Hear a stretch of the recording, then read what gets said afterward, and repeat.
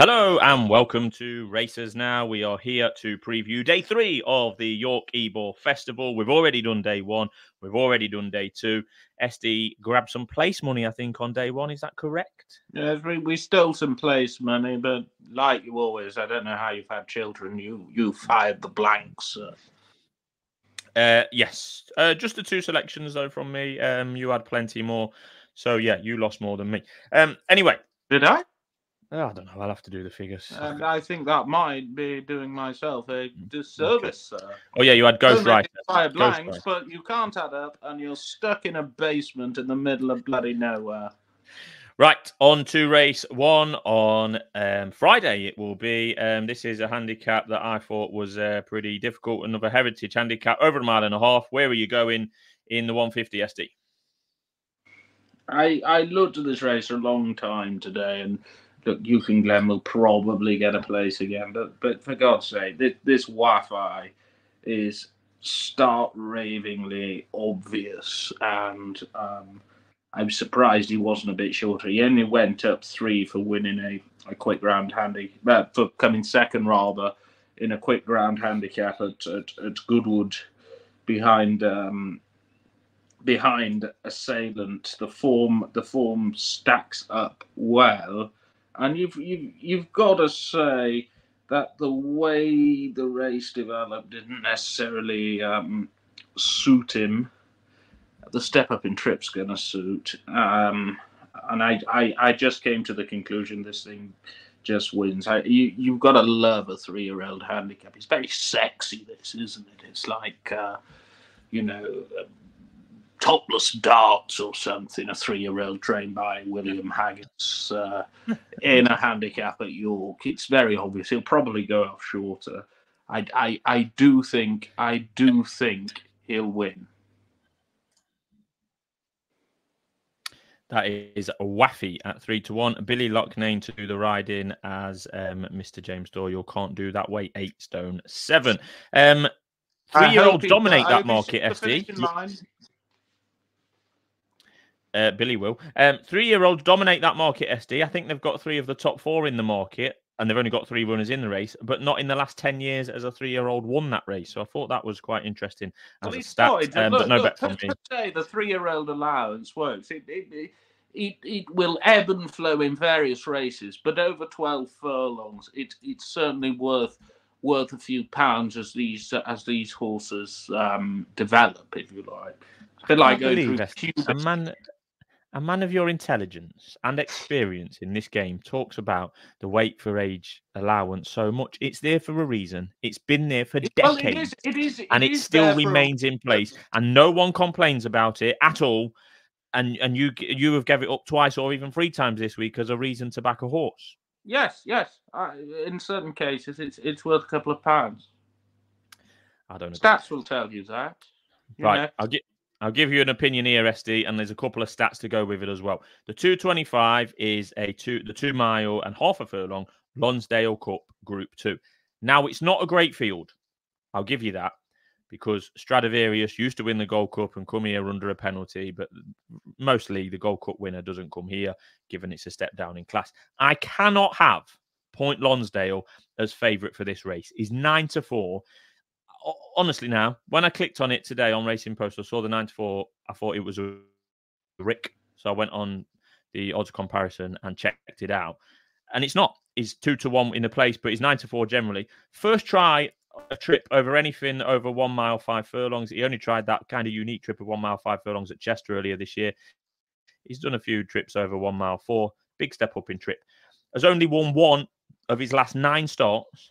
Point Lonsdale. He was 100-1 for the Shima Classic earlier this year in March. Has been a Ballydoyle pacemaker on 2 of his last 4 starts. He's been the sacrificial lamb as a pacemaker. And you want me to believe he's 9-4 at his first try over a stay-in trip? I just don't get it. His last win at Chester earlier this year, in May, where he beat absolutely nothing in a Group 3. That is a hindsight, because there was a couple of okay horses in there, okay names. Arrest, he battered him by 6 lengths, but the form has worked out terribly. It's done absolutely nothing. How he is a favourite in a proper, Group 2, it's not a great renewal for a Group 2, but it's a Group 2. I just don't know. Now, our setup that I initiated with our tipping doesn't allow to just say lay. But the point is here, lay Point Lonsdale. That's what I'll be doing, because I just can't have him as favourite for this race. Or how can we have a horse that's been used as a pacemaker multiple times at 9-4 favourite for a Group 2 race? I just don't get it. Well, look, it's. I think you're gathering up a head of steam, and the kettle is only merely simmering here, because he has, he was third in a Group 1 last time. Admittedly, it was a crap Group 1. I'll give you that, but I have to say the opposition is of questionable quality, and it would it's probably just about Group 2 standard, and they may eke out a bit more improvement. I mean, on official ratings, he's the highest rated horse by a couple of pounds. I can see why he's favourite, given the connections, given their record in this sort of contest. Do I want to back him at that? No, he's probably a bit underpriced. I'd have put him in at 11-4 rather than 9-4. I don't think it's a rig by any means. I think the race is full of question marks. I actually thought Gregory was the bet, to be fair. Was third in the Goodwood Cup last time. And I think 2 miles, I think 2.5 is too far. I think 14 furlongs probably isn't far enough. There are, I think, fast ground is fine. And I thought 9-2 was probably a bit big. I'd be chalking him in at about 100-30. Vauban, well... Does Vauban stay 2 miles? Seriously? Well, he did over hurdles. On the flats, a different kettle of fish. Yes, I think is the answer, because he nearly stayed 2.5 in the Gold Cup at Ascot. I just check a line the stars in there, given what we've said about the doubts of those at the top of the market, who's an improving Johnston 3-year-old, but I've got to say he's very much the best horse in the yard. And Charlie Johnston's this year has hardly been setting the world on fire, but of course with that fabled 3-year-old allowance, we remember Stradivarius winning the Goodwood Cup with the 3-year-old allowance. It wouldn't surprise me, and Quickthorn could go over, and no doubt they'll try and steal the race from the front. But I thought Gregory was just about the bet in the race, providing James Doyle doesn't ease up. There's 2 stars next to Gregory's name on screen there, and that is because SD and I agree. On the basis that I can't officially for our P&L put up Point Lonsdale as a lay, I will be laying Point Lonsdale, but Gregory is the bet at 9-2. What would you lay him at? What would, on 100% book or even a 1% per runner book, what price would you make Point Lonsdale? I can tell you because earlier I laid. Oh, it's asking me to sign in again. Earlier I laid a very small amount. It's a dual question. It's what is the biggest price you'd lay him at? 5-2. 3.5. And what price would you make him on 100% book? I don't really have the answer to the latter, SD, as you probably suspected when you started the question. But I would lay him at 5-2, and I reckon he should be closer to 7-2, 4-1. To be quite honest with you. Okay. I do. I said it was an I would lay him up to 5-2, which I already have done. Yeah, you did. So yes, on the basis that we can't put up lays for our P&L, Gregory is the most obvious bet in this. And actually, neither of us are putting him up as an each way bet, but both of us would agree that he probably is. And you wouldn't poo-poo anyone that was to back Gregory each way in this, because you think that he wouldn't be out the 3. He wouldn't. What I would say is he's a bit of a monkey, and it does slightly temper confidence. But nevertheless, he's I don't think he'll be out the 3. Put it like that. Bang against Point Lonsdale. That's my point. Right, onto this Jim Crack at the 3 o'clock 6 furlong Group 2. I think this is a cracker. I really do. I think it might be slightly underestimated. as I think it's better than what people might give it credit for. I think SD might be in that category. But yeah, Big Mojo won the Morecambe at Goodwood in good style for the Appleby yard. Michael Appleby, that is.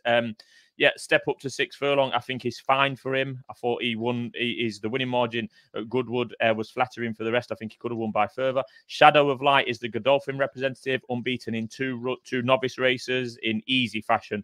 Plenty of potential there. Something on Charlie Appleby. He's sent 2 horses to this race in the last 8 years. Both have won. Noble Style and Blue Point. He would have had ample opportunity with ample 2-year-olds to come to this race in that period, and obviously hasn't. So he sends his good ones here. Noble Style and Blue Point, the last 2 runners he sent to this race, both won, both good horses. I do think that Striking Viking should have won the Richmond at Goodwood and hit the front too early that day. So I'm going with him, but I can see a case for any of the top 3. I usually like to find one to take on. I wouldn't put anyone off back in the top 3 in the market. I think they've all got a good chance to win. But I'm going with the Striking Viking. I need to start making ground on SD. I'm hoping he can do the business at 4-1. He's better than what he showed at Goodwood. Delivered a little bit later. And like SD says, hopefully he sees the finish line first. Does the trainer know what he's doing? Yes, I think he does. Yes, yeah, I do. I think he will do, and he'll obviously be learning and settling in as every day goes by. But I think they're a serious operation. They're not a flash in the pan. We've seen others that are slightly flash in the pan. Al Shakab, for example. I don't think they're messing around. They're spending a hell of a lot of money. And yeah, he's not the most well-known trainer, but he's come over from, is it Qatar or Bahrain or is it or somewhere? He didn't have to give that position up. He was champion trainer. Wherever he's come from, I think it was Qatar, he's been champion trainer virtually every year. So yeah, the Striking Viking will be ridden different here, and I think he's good enough to win. I disagree. I thought of the top 3 in the market, he was by far the weakest. I thought Shadow of Light and the manner. Look, the form book doesn't tell you this, but the manner of his victories. Yeah, he's wazzed in. At Newmarket indicated he was a pretty good horse. Just a word. I thought he'd be clear 5 here. Just a word, and I am putting him up. But Charlie Appleby's form has been a little skew with.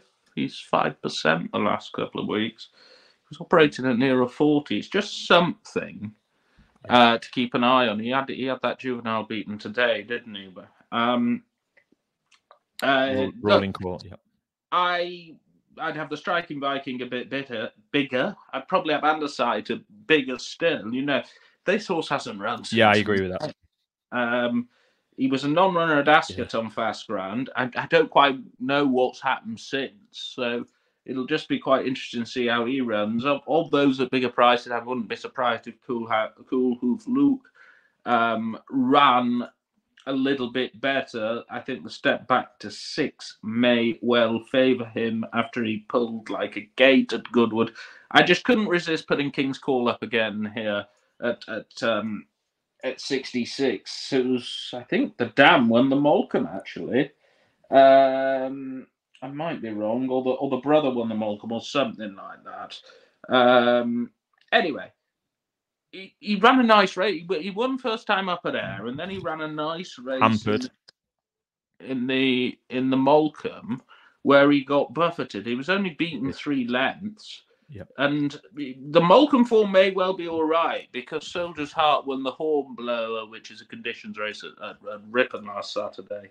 And I just thought 66 was a bit of an insult for this horse. So he's an official bet as well. That Underside was entered in the Coventry and declared for the Coventry, but he injured himself in the box. That was the official reason he didn't run in the Coventry. Bit of a signal of intent, to be fair, from Burke. Second running in the Coventry, or intended running in the Coventry on just his second start. But yeah, it's too short at 11-2. I can see that one going off bigger. SD has called that correctly.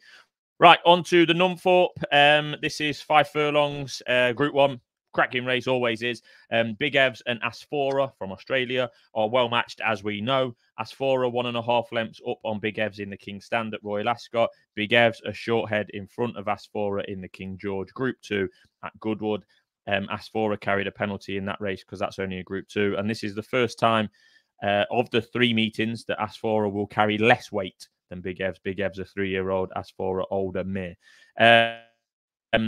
I said in our anti-post video a few weeks ago that I would potentially be really interested in Bradsell as and when he is declared. He has been declared, and I've got no reason to change that view now. He was the King Stand winner from last year, 2023.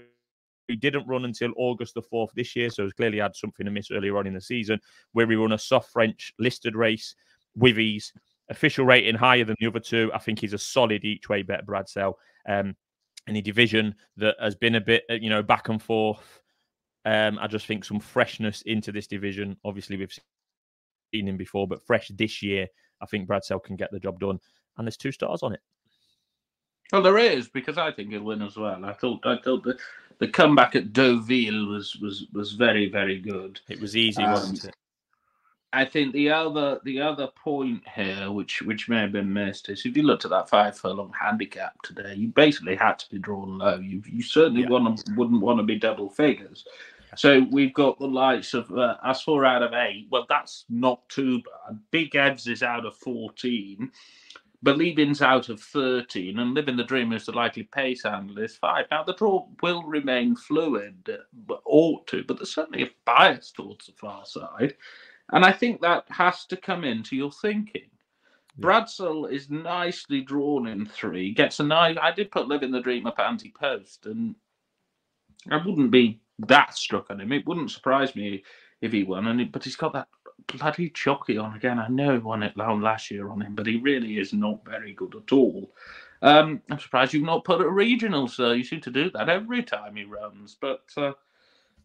I think the draw might gain you half a length, and in a race of which is finite margins, that's certainly gonna come into it, I feel. And I thought Bradsell exactly. Yeah, I do think fresh blood in. Yeah, I do think that's a fair point. With the draw, the straight races, the straight course races today, I think he was favoured to be drawn on the far side. One of which actually I didn't put him up, but we gave a mention to Desert Cop. I think that he actually ran a really big race on day one at York, but he was just on the wrong side. Anyway, Gold Cup men.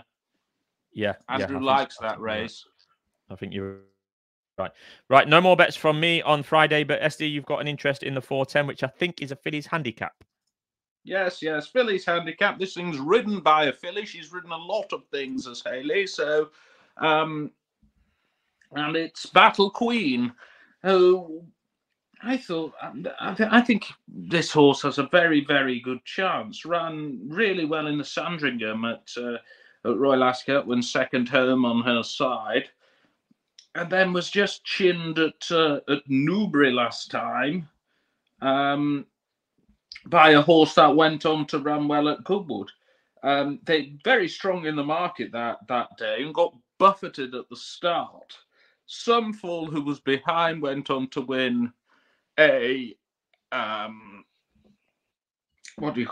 a Sunday Series race at Haydock, and I thought double figures here was very nice.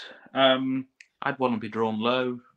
She's out of 3. Must have a very, very good chance. Excellent. Right. Well, that's your. I think we should just say something on City of Troy today. Hold on, Mr. SD. Hold on. I have plans. You stay with. Oh, he's got plans.